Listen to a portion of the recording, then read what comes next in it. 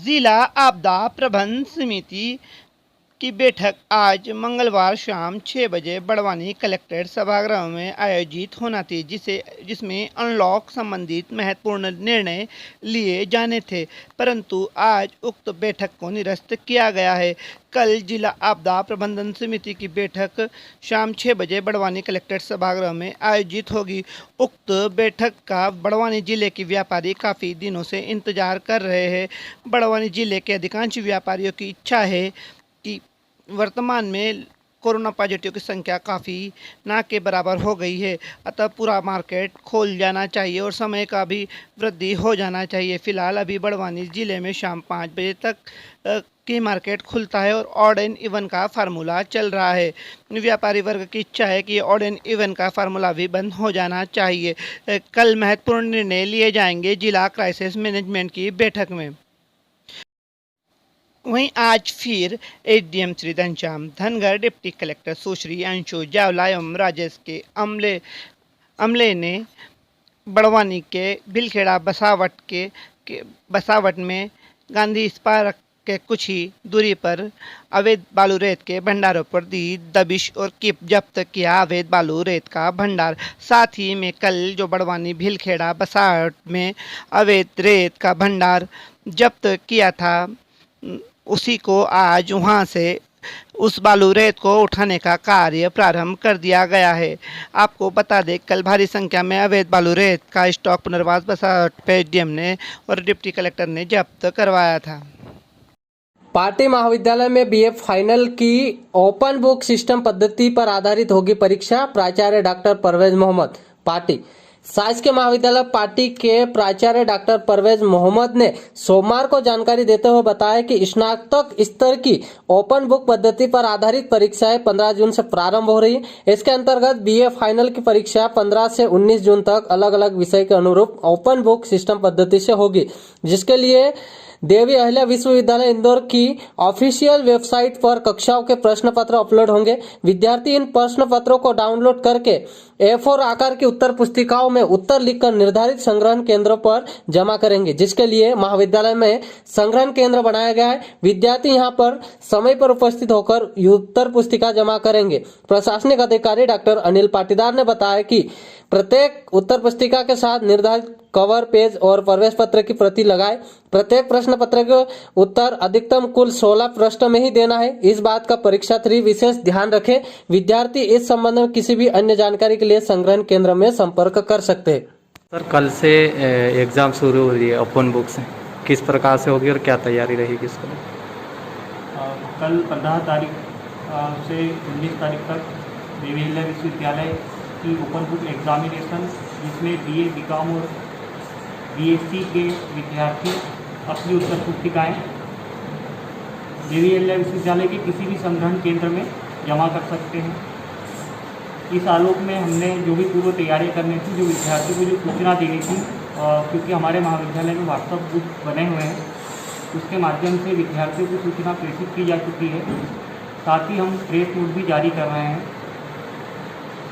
Website पर paper upload हो जाएंगे, जिसके बाद में विद्यार्थी स्वयं अपने 16 पेजेस की उत्तर पुस्तिका तैयार करेगा और जो कवर पेज होगा उसका विवरण भी विश्वविद्यालय की वेबसाइट पर दिया गया है। हम व्हाट्सएप ग्रुप पर भी प्रेषित कर रहे हैं।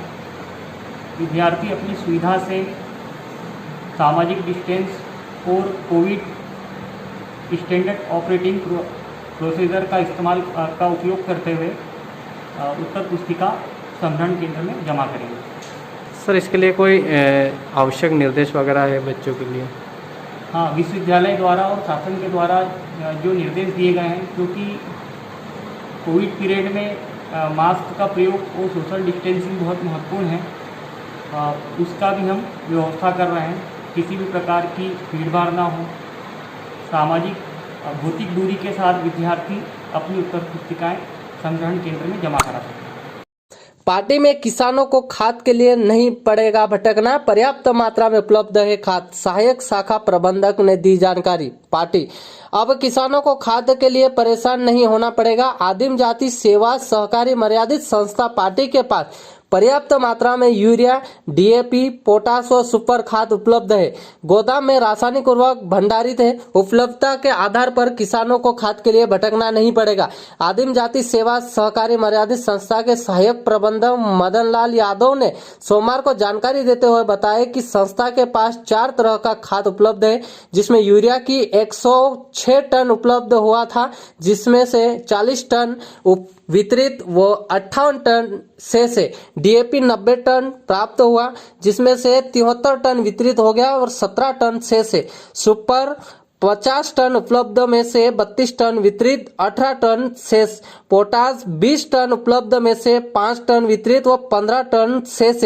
इससे किसानों को खाद के लिए इधर उधर भटकना नहीं पड़ेगा। सहकारिता विभाग ने सभी समितियों को निर्धारित दाम पर किसानों को उर्वरक उपलब्ध कराने के आदेश दिए हैं। इससे किसानों को खाद लेने में असुविधा न हो। बारिश का सीजन है, बोवनी नज़दीक है, तो अपने पास खाद का स्टॉक कितना है? खाद का स्टॉक पर्याप्त है। यूरिया अभी तक अपने पास 106 टन आ गया है, 48 टन बढ़ चुका है और 58 टन अभी अपने पास स्टॉक है गोदाम में। डीएपी 90 टन आ चुका है, 73 टन दे चुके किसानों को, पर 17 बाकी है अपने पास स्टॉक है। सुपर अपने पास है 50 टन अभी तक आया है, 32 टन किसानों को वितरण कर चुके हैं और 18 टन शेष है।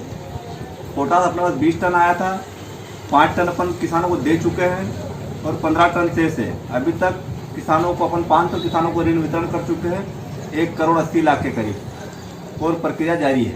सर, इस साल किसानों को किल्लत नहीं होगी खाद की? नहीं, किल्लत नहीं होगी। अपना भरपूर भंडारण है और ऊपर से आता भी है, डीएमओ से आ भी अपने पास पर्याप्त स्टॉक है और किसानों को कोई परेशानी नहीं है। वितरण कार्य जारी है। सर, अपने पास खातेदार कितने हैं? 1500 किसान करीब अपने पास खातेदार है और 500 का हो चुका है ऋण वितरण, और 100 के करीब अपने पास अभी पावतियाँ उनकी जमा है और ले जाएंगे। सर, जो खाद है वो खातेदार को ही दे रहे हैं या सभी को दे रहे हैं? अभी तो खातेदारों को ही दे रहा है और पर्याप्त स्टॉक होने के बाद में इन सब लोगों को देने के बाद में अगर बचेगा नगद वितरण किया जाएगा। पार्टी ब्लॉक के समस्त सेक्टर के आंगनवाड़ी कार्यकर्ताओं को पोषण ट्रैकर ऐप का दिया प्रशिक्षण। पार्टी भारत सरकार के निर्देश अनुसार महिला एवं बाल विकास विभाग द्वारा मध्य प्रदेश में आंगनवाड़ी कार्यकर्ताओं को पोषण ट्रैकर के माध्यम से आंगनवाड़ी की जानकारी ऐप में अपलोड करना होगी। इस दौरान आंगनवाड़ी कार्यकर्ता मिनी आंगनवाड़ी कार्यकर्ता को पोषण ट्रैकर ऐप के माध्यम से रोज बच्चों, किशोरियों, गर्भवती महिलाओं और स्तनपान कराने वाली माताओं की पोषण प्रगति और गतिविधि की जानकारी देगी। इसके लिए सोमवार को पार्टी ब्लॉक के 7 सेक्टर में ग्राम पंचायत स्तर पर ग्राम पंचायत सभा कक्ष में सोशल डिस्टेंस बना रहे, जिसको देखते हुए सीमित आंगनवाड़ी कार्यकर्ताओं को वीएलई द्वारा पोषण ट्रैकर ऐप को डाउनलोड करना, डाटा एंट्री एवं समस्या आने पर समाधान के लिए नंबर देकर प्रशिक्षण दिया गया, जिससे आंगनवाड़ी की समस्त जानकारी सिंगल क्लिक से विभाग को उपलब्ध होगी। प्रशिक्षण के दौरान आंगनवाड़ी कार्यकर्ताओं को ट्रांसफार्मर रूरल इंडिया फाउंडेशन संस्था छाव के सहयोग से ब्लॉक की समस्त सेक्टर के आंगनवाड़ी कार्यकर्ता, सहायिका व स्वास्थ्य विभाग के एएनएम सहित आशा कार्यकर्ताओं को सुरक्षा सामग्री किट का वितरण भी किया गया, ताकि कोविड-19 संक्रमण के परीक्षण व निरीक्षण कार्य में सहयोग मिले। इसी क्रम में पार्टी सेक्टर की सुपरवाइजर सुमन चौहान ने पार्टी सेक्टर की 25 आंगनवाड़ी कार्यकर्ताओं को पोषण ट्रैकर का प्रशिक्षण दिया। साथ ही उपस्थित वीएलईओ TCSRD संस्था ने प्रोजेक्ट के माध्यम से ऐप की जानकारी दी। प्रशिक्षण शिविर में पोषण ट्रैकर ऐप डाउनलोड करने, हितग्राहियों का पंजीयन और पोषण ट्रैकर संचालन, डैशबोर्ड के माध्यम से डाटा प्रमाणीकरण, क्रियान्वयन और कार्य योजना पर विस्तृत प्रशिक्षण दिया गया। CDPO प्रकाश रंगसाही ने बताया कि ICDS से संबंधित सेवाओं की गुणवत्ता से सुधार व आंगनवाड़ी केंद्रों के अनुश्रवण, मॉनिटरिंग के सहयोग व प्रभावकारी बनाने के लिए विभागीय स्तर से लगातार प्रयास किए जा रहे। इसी क्रम में आंगनवाड़ी केंद्रों की सतत निगरानी व अनुश्रवण के लिए नया मोबाइल एप्लीकेशन जारी किया गया है। पोषण ट्रैकर नाम के इस ऐप के उपयोग से आंगनवाड़ी केंद्रों का सतत मूल्यांकन व निगरानी आसान होगा। इस दौरान समस्त सेक्टर में वीएलई व TCSRD संस्था के सदस्यों व पीरामल फाउंडेशन का सहयोग रहा। RPTV न्यूज़ की खबरें पाने के लिए लाल कलर का सब्सक्राइब बटन दबाइए, साथ ही नोटिफिकेशन के लिए बेल आइकॉन दबाइए और साथ ही RPTV की न्यूज़ की खबरों को लाइक कीजिए, शेयर कीजिए, सब्सक्राइब कीजिए।